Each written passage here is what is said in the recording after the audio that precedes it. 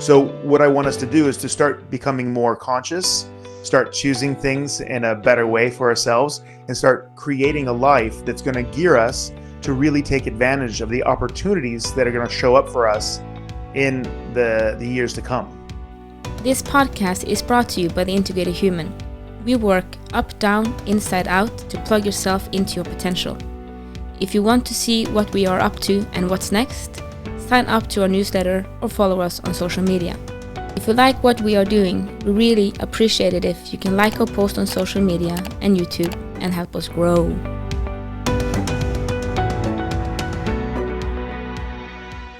All right, welcome to the Big and Small Podcast. I'm Jason Shields and I'm big. And I'm Marit and I'm the tiny one. All right. We're We're back. So, You got themes. I got themes. Bring it. We have a very interesting theme today. Yeah. I think. Mm-hmm. At least. It's one of our. It's a question that's been asked in one of our coaching groups, and I really like this question because I know it's a lot of people that work with us that are working with the heart. If you attended any of our sessions, you know that your wife Siv, which is kind of the somatic practitioner with the Integrated Human, she is all about the heart. Yo, she's heart-based. She's heart-based. Yes. But she's also maybe one of the few person, or the only person I know that actually that she loves it and she's really working it. She's not just saying it; she's embodying it. She's a heart scientist. She's a heart scientist. She's all about the heart. Yeah. Like you have dedicated your life to kind of awakening and understanding and mechanics. She has devoted her life to the heart. Yeah. And everything she does is from the heart. Yes. And you will know that if you hug her. Yeah. I remember we were on our healing thing once, and me and Steve were working together, and this lady that was there after you kind of gave each other a hug. So I hugged her like Steve taught me to hug. And this lady just like, what the and I just looked at her and said, now you're gonna hug the lady that taught me this. And that was amazing to watch. Because she is actually able to open people's hearts with hugs. Yes. It's an amazing experience. But one of our practitioners, which is our new word, because we're not participants, we are practitioners. Yes, because we practice and participate. Participants. You made that word. I made that word. Yeah, participants. You can also talk it say it's bad English. Nope. It is a new technology. The new technology is participants. Yes, a participant. And she is definitely that. She is devoting her life now. One of her major roles is herself. Yes. She wants to be more present. She wants to have a happier, healthier, richer, and more fulfilled life. Herself with a big S, not the little s. Not the selfish. No, she wants to build her, the big self. To build her community, to build her family, yes. to build her life, right? And she had a wonderful question, and she asked, Jason, how can I meet the world with an open heart? Because I find it so difficult. Yes.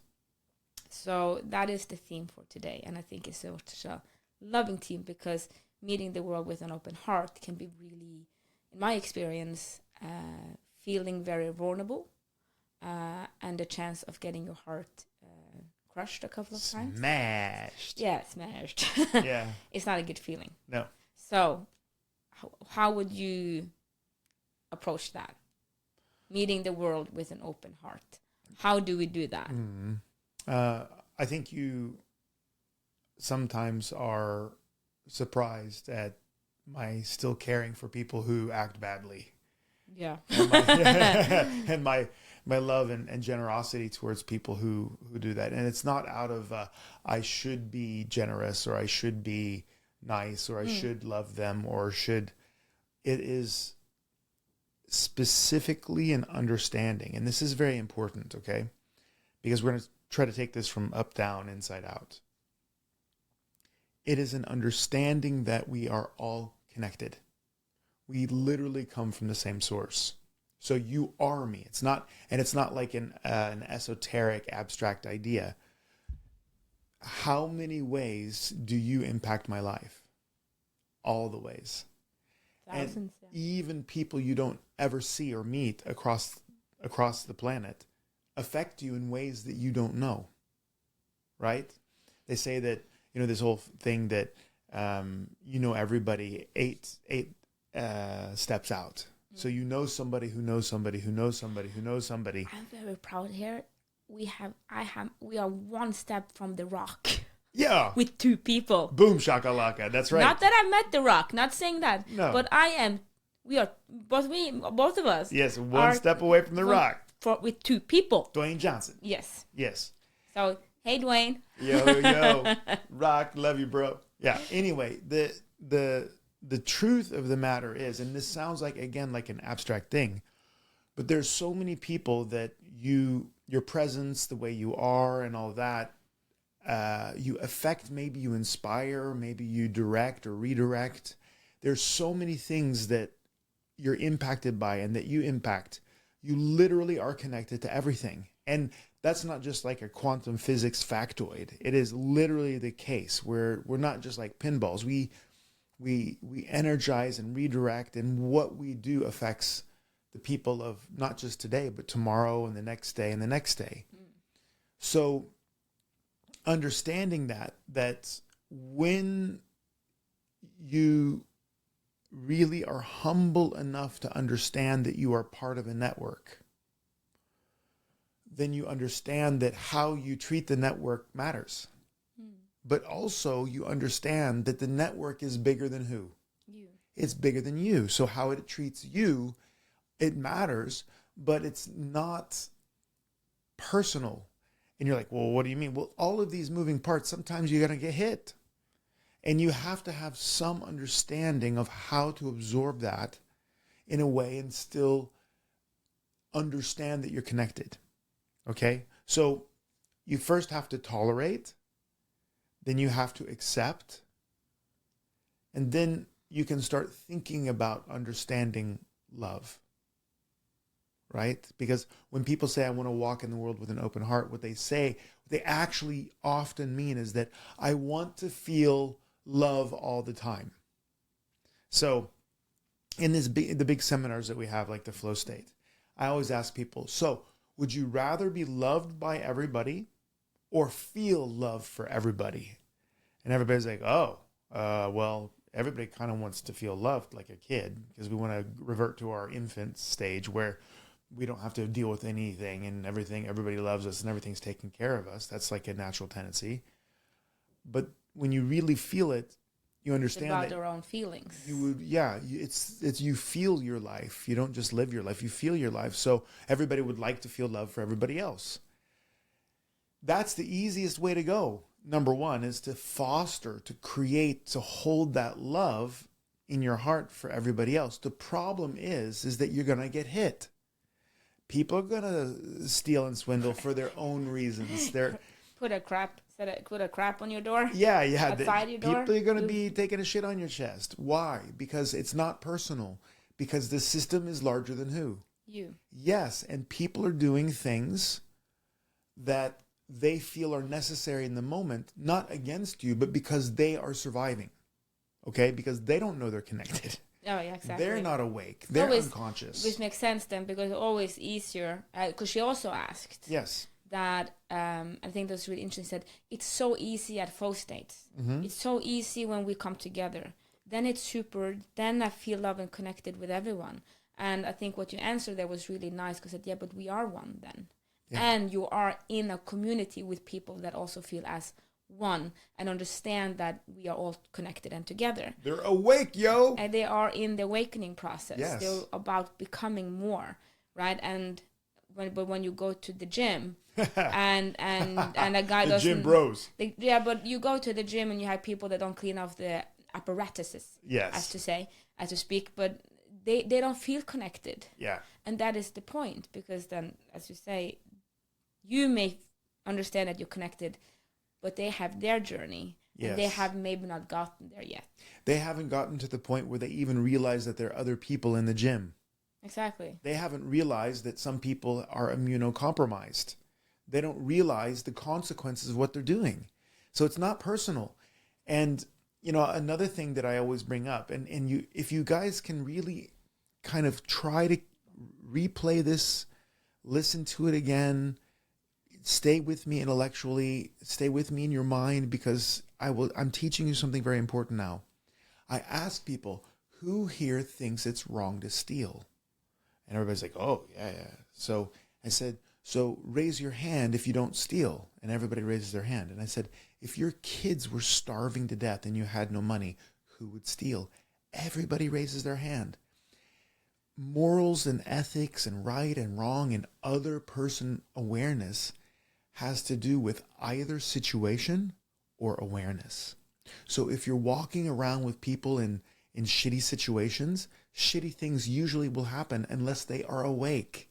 If you're walking around among awakened people, it doesn't matter what the situation is. They're going to be able to handle themselves in a way that supports the community. Like the author of Man's Search for Meaning when he was in a concentration camp. Viktor Frankl. Viktor Frankl, thank you very much. Because he realized that instead of trying to steal food for himself when the limited amount of food was there, he served the community in a way that they otherwise couldn't be served. So they fed him. So instead of being the person stealing, he became valuable for the other people who were starving, and they would take a tiny little piece of the food that they could scrounge and give it to him and make sure he was always fed. So just to give you an idea that if your consciousness is larger than yourself, if you are awakened and understand that you're connected, then things become different immediately. So you either have to have a good situation in order to provide all the beautiful abundance for everybody, or you have to be awakened. Now, when you're walking around in a situation where most people are not awakened, they do like it's everyday life in society. Like every single day. When you take the tube, or you are on the bus, or when you're in the line at the grocery store, exactly. And everybody's rushing for the one that says open cash register over here. Exactly. You have the fight for the fittest. Exactly. People like the old lady with her trolley there, and you have the big guy with the the guy with the tattoos who puts a boot in her chest trying to get in the front because he's got to buy that cola light as fast as possible. It's the most fascinating thing to watch. Yeah. I've seen people fight after a cash register to then go outside and just stand there and have a Coke. Oh, yeah, it's very fascinating. I'm like, you had all the time in the world, bro. Why would you do that? But the whole point is that people are not aware of their own situations. Not aware of their environment. They're not even aware of themselves. They have a thing in their head, one thing in their head, and they're going to do that thing. And all of their traumas and their needs and their desperations and triggers are all on the outside of their bodies, and they're just reacting to everything. And if they just took a step back and took a breath, they go, wow, I'm living in a society where there's good things and good people. And if I could just wait a minute, everybody's going to be happy. But I guess that's the trauma that many of our listeners are having, and our wonderful lady is having. Exactly. Because she is really committing herself and understanding the connection we all have. Yes. But again, the guy that pushes in front of her at the register in the store it's not there. He hasn't gotten to that point yet. If your heart was a flower, he stomped on it. Exactly. Yes. And instead of meeting with his flower. Exactly. That sounded very... Yes. Well, no. It's like body of a lion, heart of a flower, and mind crystal clear. Okay, thank you. Yeah. Yes. But that's really the point that you're making there, and that is that you can only actually control yourself. You can only work on your relationship with the storm and chaos of unconsciousness that lives outside your body. And what Jason says there is what that many of our listeners know, that we work on relationship, not relationship. Exactly. That's what most people have. That's right. Because of the not connected understanding, we are all actually one. Exactly. And once you've understood that point, that you literally only have control over what's happening on the inside of you, and you only literally have that when you become awakened, then you can truly start living in unconditional love. Because when your heart is open and it closes, ask yourself why it closes. That's the point. why did it close? It closed for a reason. It's not like people have emotions. People are thinking, I'm an emotional person, therefore my emotions rule, therefore I'm always justified in my emotions. Well, yes, you're justified in that you are having them in terms of that being a fact. But the question is, why are you having that? Why did you go from happy to angry? Why did you go from open heart to closed heart? And that exploration makes you a heart scientist. That is the actual, if you are an emotional person, it is your duty for your quality of life to understand why one thing the other. It doesn't just happen like a storm coming and going, like the breeze picking up and going away. It feels that way because it happens so intensely and it draws you in magnetically. You forget that there was something that happened that triggered. There was something that happened that created. Okay, good. What was that thing? Well,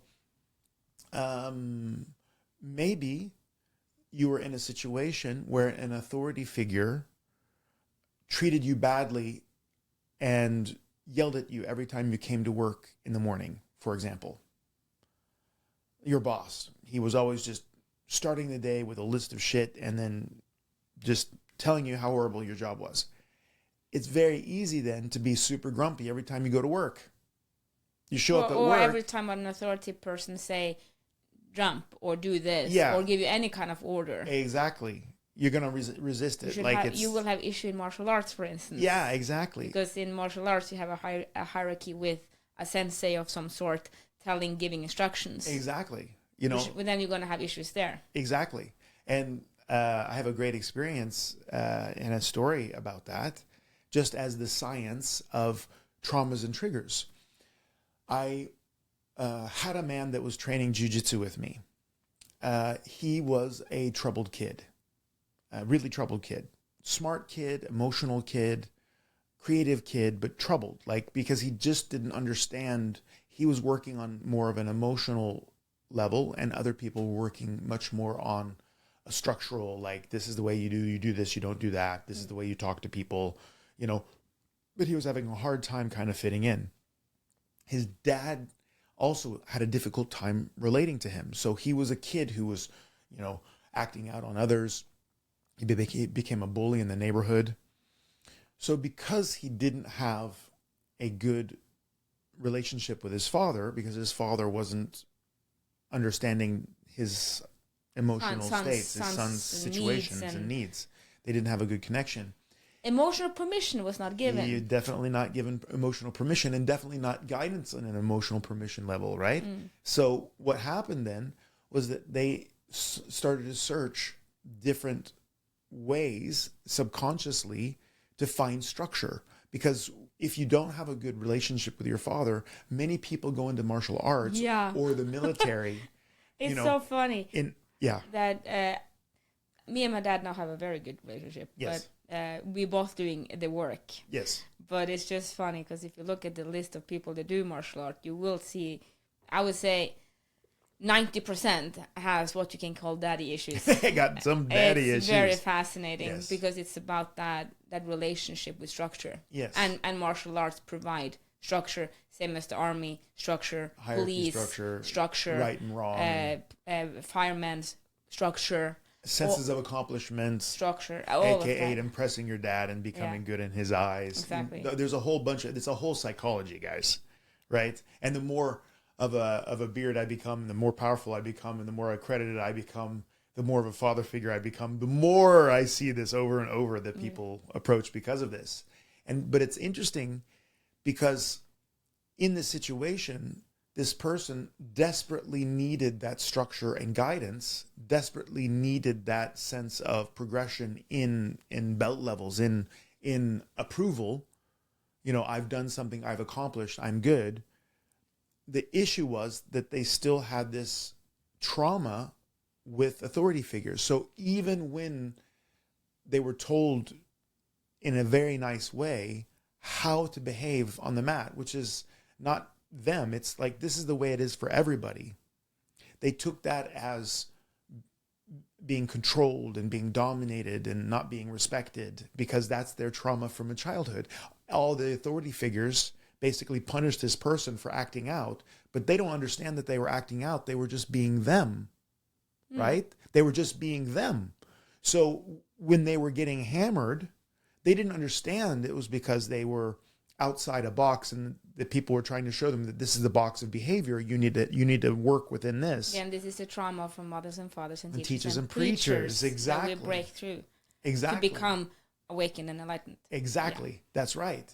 And have big open, unconditional love hearts. Exactly. Yes. That's it. And then what happened was that they couldn't stay. They couldn't stay because they had to remove themselves from this. But was it in the Jiu-Jitsu Academy? No, it was everywhere.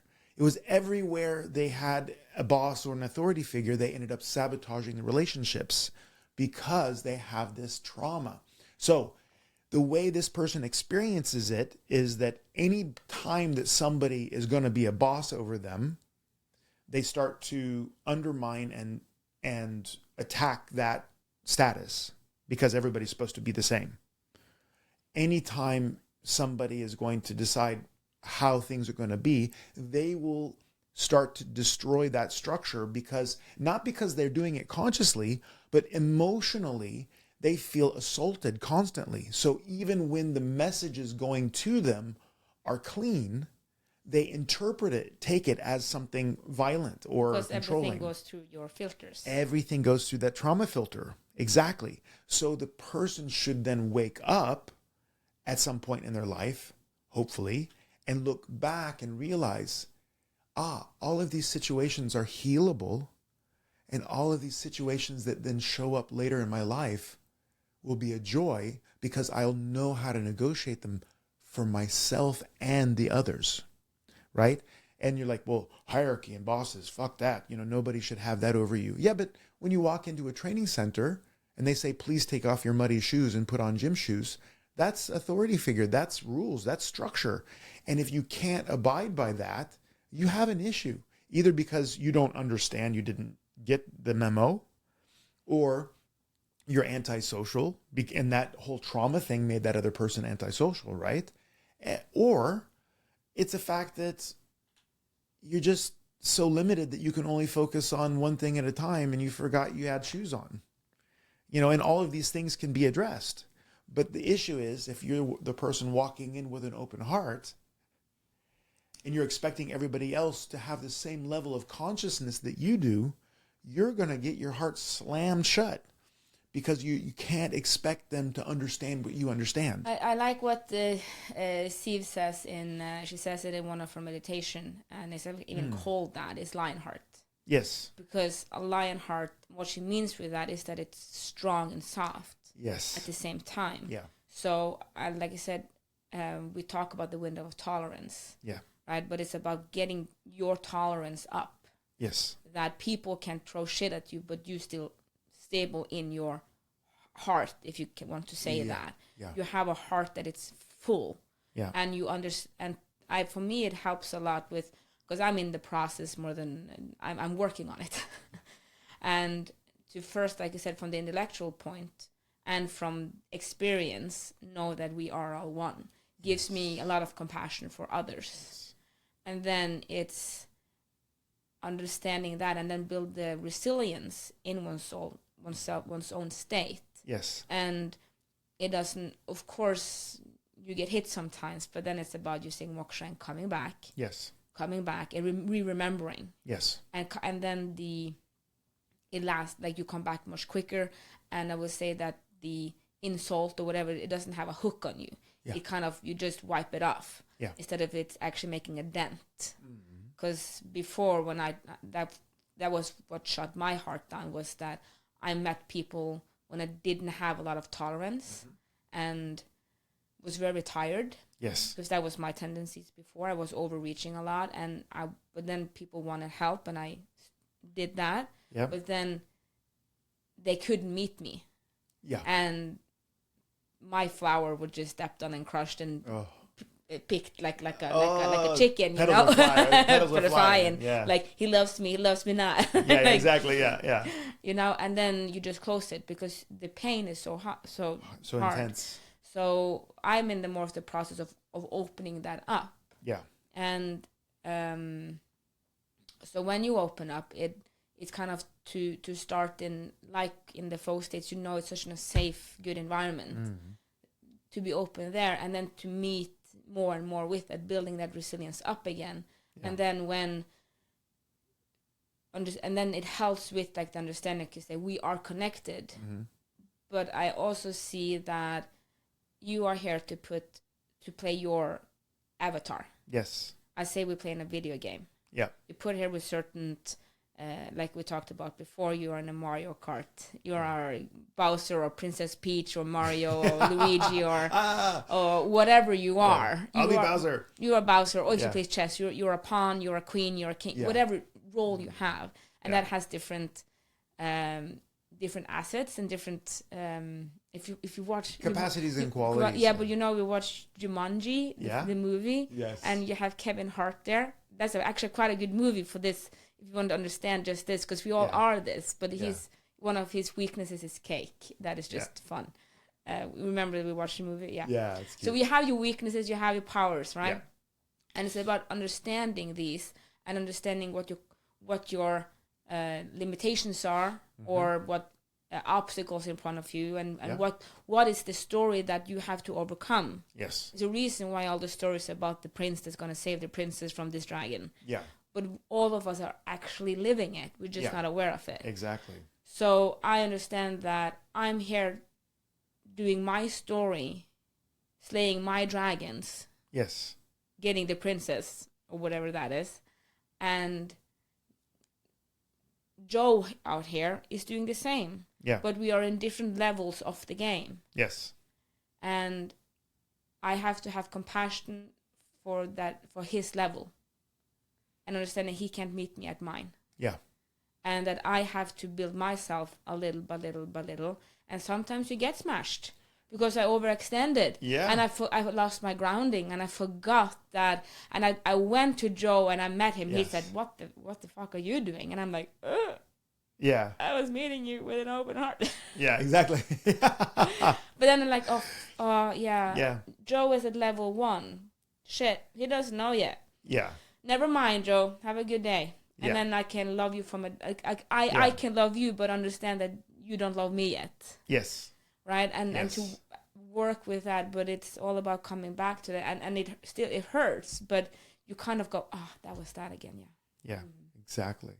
And building, understanding that the only thing I can do is build myself a little by little. Yes. The issue is, though, I often find now, which I'm in, is that you have some mechanics that's so you practice for 35 years. Yes, exactly. And I've done the work so much, and I think, and I know this person also have, that you understand that outside that pattern, there is a new, better pattern. Yes. And your intellectual understand it, but your body, heart is afraid to step there. Yeah. Because at least this circle is known. Yes. And what will happen when I step outside? What will change? Yeah. Will I lose something? Yeah. What will I lose? Yeah. So the body is often fighting more than the head. Yeah. Because it's actually quite afraid to go there. It's like it's anchored in the body. Right? It's anchored in the body. Yeah, so your body almost reacts. You're triggered almost before you can understand that there's a trigger. Exactly. And then you're in the emotion, and then you forget that there was a trigger. You just are feeling really good or bad or shitty or whatever. You have strategies for all this, right? Exactly. So one of the things that we were laughing about quite a bit, and you actually greeted with me today, that was really funny. I came in and you're like, welcome home, Jason. Welcome home, Jason. Yeah, Jason comes up in the office, in the lunchroom, because I come down. Jason's writing his book in the morning. So I come in and have the clinic and work with the company and stuff. And Jason comes in after he's been writing some hours in the book. And then we had this wonderful coaching call the other day. Yeah. And I brought up the fact that, there's a culture clash. When you change cultures, you realize this very clearly, that in some cultures, things are normal. There's a strategy for showing and getting and giving love. And then other cultures, it's different. So just an easy thing is that in my family, it is the rule, the unwritten rule, but it's a rule, that the person that's in the house is home. Mm-hmm. So when you walk in the door, the person who's there says, "Welcome home." And then you feel welcome and you're all good. But in Norway, it's completely opposite. It's the opposite. It's the completely opposite. So when you walk in, you say, "Honey, I'm home." Right? So I, for years, would come home and not feel at home because my wife wasn't saying, "Welcome home, honey." And she obviously was feeling a little weird because I would come home and not say, "Honey, I'm home." So I would be at a level of unease in me when I would come home because I didn't get that kind of, that lock-in. And you're like, well, what's a lock-in? Well, it's like if I say, dun, da, da, da, dun, dun, dun, everybody's going to go dun, dun, because you know that that's a rhythm. That's a thing, right? Your nervous system responds to that. That's a lock-in. It is a pattern.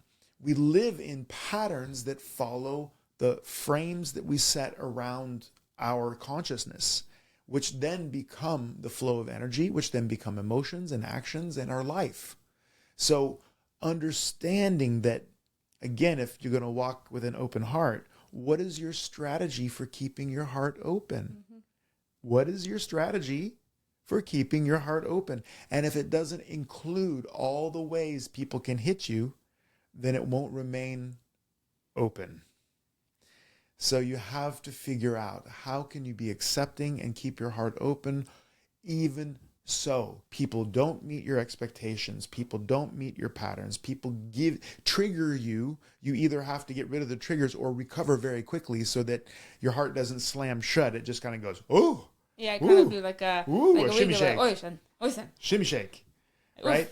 Oof, and then get back. Yeah. You have to either become an expert at recovery or go and pick out those trauma triggers, or both, which I definitely recommend. And that's how we build people from the inside out. And that was kind of the advice we ended up with for our wonderful friend here, that look at when you get, because she's very in contact with her heart. That's easier for her than one that's not that much in contact with her heart yet. She's amazing. I'm very impressed with her. She has built emotional resilience. It's insane. Yeah. But to kind of be aware enough to see if you live in your heart, when you are in your heart, feel when you get kicked out, and then ask the question, why did I get kicked out now? What happened? Yes. Because then you can start working on that trigger, right? The trauma that somewhere is inside there, and we have them everywhere. Yes. All of us. That's it. Exactly. But then to have a working process with it all the time. Yeah. Exactly. And before we end the podcast, because I know we're running short of minutes, I would also like to bring back one thing. And this is another part of this work that we're doing. You are a total human being, meaning that you have every light and dark, every good and bad, every high and low aspect available in your psyche and in your emotional landscape. There's nobody who doesn't own depression or sadness. There's nobody who doesn't have anxiety or paranoia, though they may have very little of that, or they may not know they have it. Carl Jung talked about this being our dark side. You know, we have to be able to explore that side of ourselves. Doesn't mean you act it out on other people, but it has to do with becoming aware of it and accepting it. Why do I say this? I say this because it's also very difficult to walk out into the world with an open heart if you can't even accept and love yourself. Because then you're holding a reason, a magnet for some kind of disassociation. They're good, I'm not. They're worthy, I'm not. They should have, I shouldn't. And that separation right there closes the heart. So understanding that you are just like everybody else, a miracle. And just like everybody else, own everything. And just like everybody else, owe it to yourself to be authentically you And that's the only way that life can be perfect, is that you are authentically you. So remember, you matter. Unless you multiply yourself by the speed of light squared, then you're energy. But if you can't be energy, matter. Thank you for listening to our podcast. We hope you felt we added something to your day and hopefully your life. If you want to learn more, subscribe to our newsletter and find us at integrated-human.com. That is integrated-human.com. Integrated Human on YouTube and other social media platforms. Have a great day and thank you again for listening. Love, light, and upgrade from us at the Integrated Human team.